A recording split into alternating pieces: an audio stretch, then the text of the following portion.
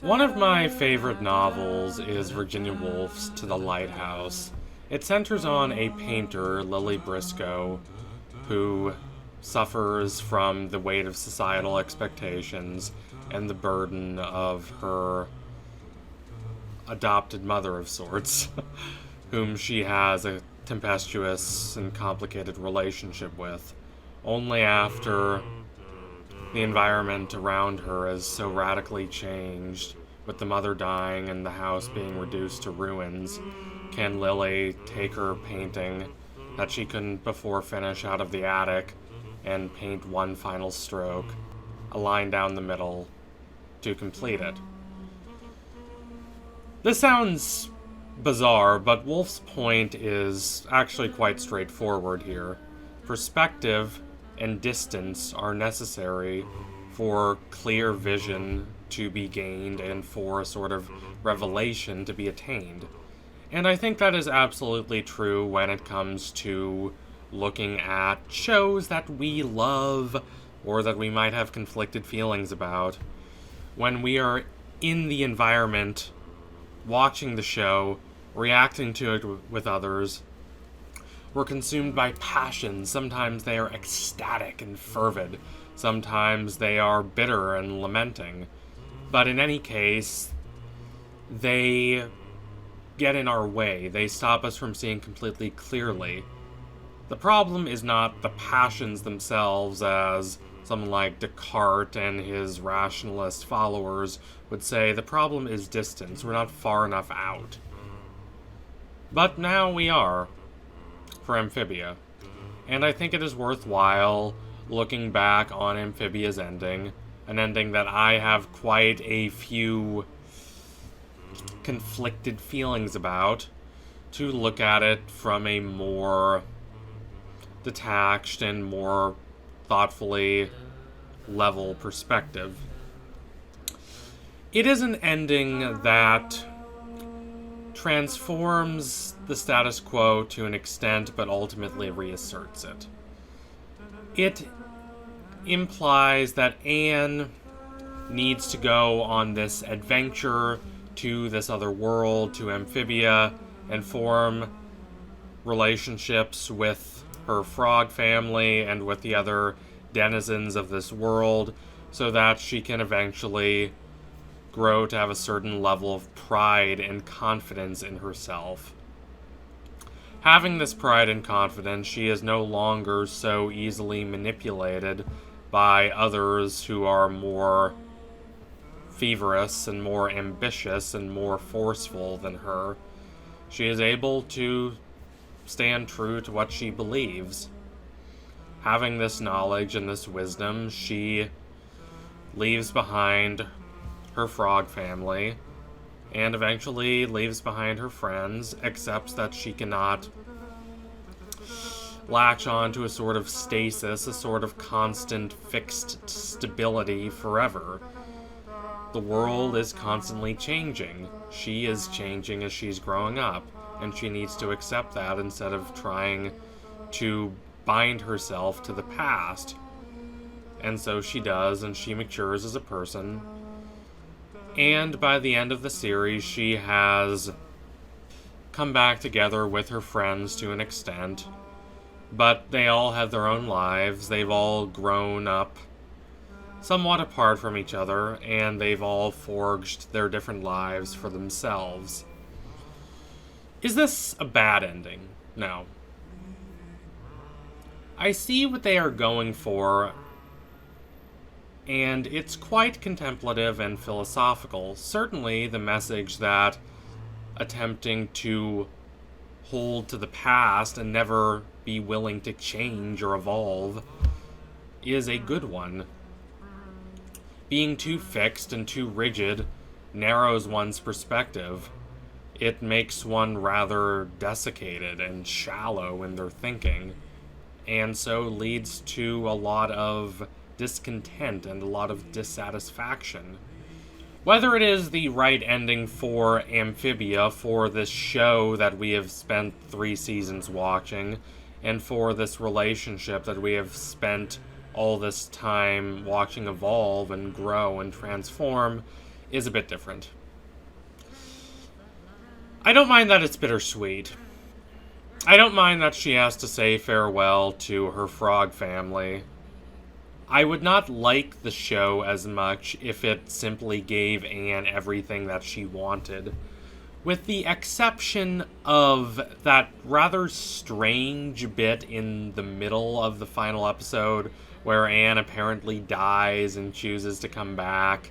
I think the episode works quite well for Anne. That bit in the middle somehow is both predictable and bizarre at the same time. I think the show would have been a bit better off without that final battle. It's more of a distraction than anything else. It exists more to call upon these ideas of prophecy that the show has been looking at in its second half. Even though these ideas are not organic to what the show is primarily concerned with in terms of people and in terms of relationships. Okay, but what about the characters who aren't Anne? How does the show treat those? And it's here that I have a bit of a more difficult time fully accepting the ending. Sasha I have no problem with. Her story is perhaps not given all the nuances and gradations and shading that it should have been in Season 3, but nonetheless, the general story of her feeling penitent for her behavior toward Anne, repenting, and then being in this weird, awkward stage where she suffers a bit of self-loathing and is afraid of being a leader anymore because she knows how much she can hurt others.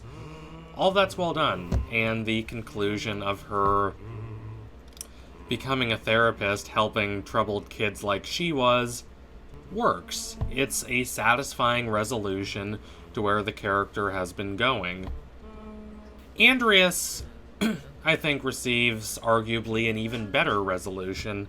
I think the show could have, in previous seasons, and even in the first few episodes of Season 3, done a better job adding a bit of ambiguity and a bit of contemplative gravitas to his character. But once the show does delve into Andreas' position of realizing that what he truly treasures above all, his friends, those close connections, and the opportunity to change and evolve and create his own path and his own destiny in a world that is not fixed to predestined, preconceived paths. All that is well done. My problem is with Marcy. Strange, because she is probably the character who most resembles Matt Brawley, the showrunner. He has openly said that he was the Marcy of his friend group. So, it's a bit strange that Marcy, a fan-favorite character, and a character that clearly means a lot to the showrunner himself, gets probably the most truncated, least satisfying ending of the show. Marcy's story perhaps could have used a bit of clearer delineation. That's probably the nicest way I can phrase that. Based on her reactions at the end of Season 2, the show implies that there is something deeper going on than, oh hey, she had a fight with her parents who are otherwise good people. That kind of thing would not cause her to not only take herself and her friends to another world, but stay there for months and show no sign of wanting to return back. She does not miss her parents. She has no desire to ever return to Earth. That's not a, oh hey, I have a slight argument with my parents because or moving kind of thing. That's a, oh, something is deeply wrong and deeply troubling Marcy's psyche kind of thing. Perhaps the show could have done a better job conveying that this problem is not as serious as a lot of people reasonably expected it to be. But the story that we expected is honestly a bit more interesting than the one we got.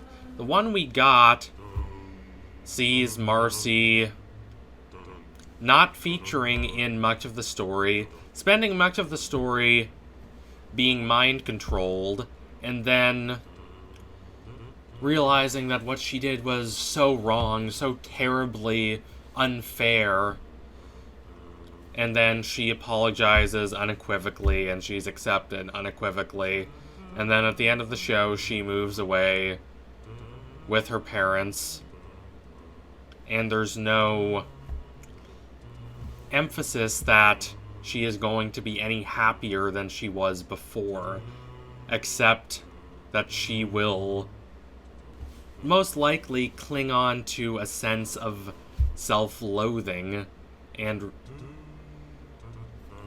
bitterness at herself and at the world for what she did. I don't think this is the best or the fairest ending for Marcy, and it shows that Amphibia is not really Marcy's story, even as much as she features in Season 2. It's Anne's story. And Anne's story is fine. Sasha's story is arguably great. But Marcy having the lesson be that she should just accept her conditions and not endeavor to change them is a bit of a sour note to end her story on. Sigmund Freud in Civilization and Its Discontents astutely discusses the pressures exerted by rigid, unrelenting moral codes. They create and nourish a sense of malaise, a sense of fundamental discontent. They create a situation when the societal pressure becomes so overwhelming, leaking into the superego and causing the superego to so bind the id that no desire is allowed to rise to the surface, that the psychological situation of one becomes unhealthy. This is what happens with Marcy. It is perfectly fine to say that, oh hey, she should not have taken her friends without their consent to Amphibia. That's correct. It's perfectly fine also to say that she should not have tried to go to Amphibia herself, though I would argue with that a little. What's not fine is to say or to imply that she should have just withdrawn into quietism and accepted her circumstances as they are. That's probably not what the show is going for, but that's a little nihilistic of a message, and that is what the show ultimately, I think, conveys with Marcy. For Freud, these kinds of rigid moral codes do not make one a morally better person. They just cause one to develop a sense of fragmented bitterness directed toward the self and the world and be unable to act in a positive and productive fashion. Marcy, I think, deserves better, and that is the one major flaw marring the Amphibia ending. So anyway, thank you all for watching. If you liked what you saw today, don't forget to like, comment, and subscribe. Donate to my Patreon if you can and you want to see more videos like this. What did you think of the Amphibia ending when it aired, and what do you think now that a lot of time has passed? Anyway, tune in soon for the next analysis. It will be coming soon. Promise you that. Thank you all again. Adios, comrades.